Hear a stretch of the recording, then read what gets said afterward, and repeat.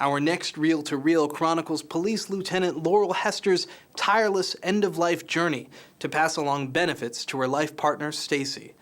Director Cynthia Wade captured how people passionately stood beside Laurel and Stacie in her Academy Award-winning documentary short, Freeheld.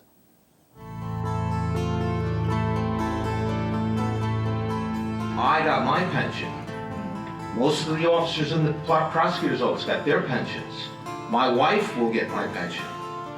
How about Laurel's pension? She spent 20-some years protecting the citizens of Ocean County. I first heard about Lieutenant Laurel Hester by reading an article in a local paper.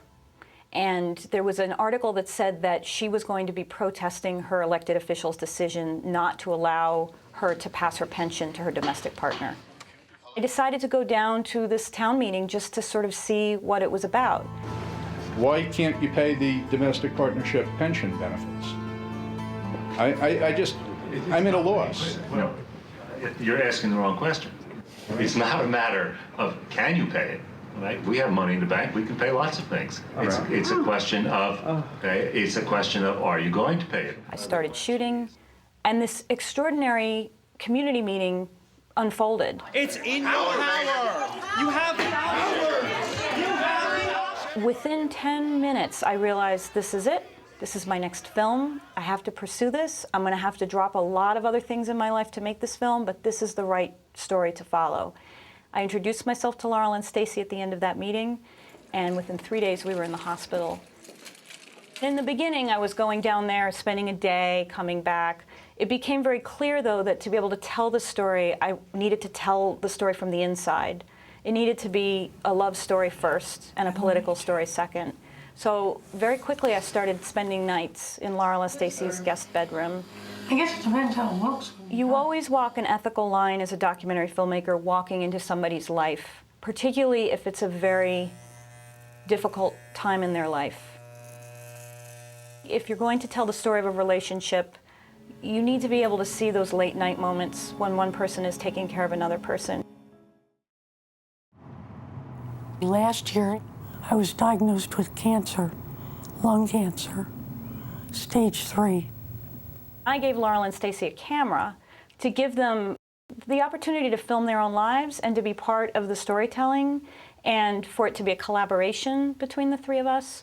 My priority with the time that I have left is to spend as much of it as I can with the woman I love, and that's Stacie. She's everything to me, and she has been everything to me for the last 5 years. Well, I think the fight to protect Stacie and to make sure that Stacie saw justice absolutely was keeping Laurel alive. Rumor has it that the freeholders have called for a special emergency meeting on Wednesday because of all this tremendous pressure they've been under. It was a phone call made by the governor. If she's there in person before the freeholders, it might help to change their mind.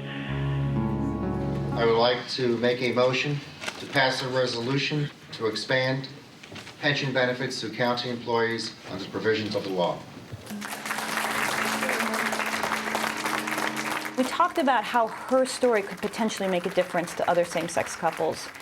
And one of the things that we discussed was that by the time the film would actually be done and launched, it would be an election year. We've screened across the country, we've screened internationally, we've won a significant amount of awards, which is great, but ultimately, how do you take that as a tool and then turn it into something that's really going to make an impact and a change?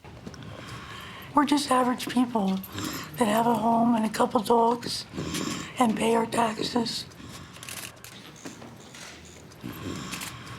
And we just want everything to be equal.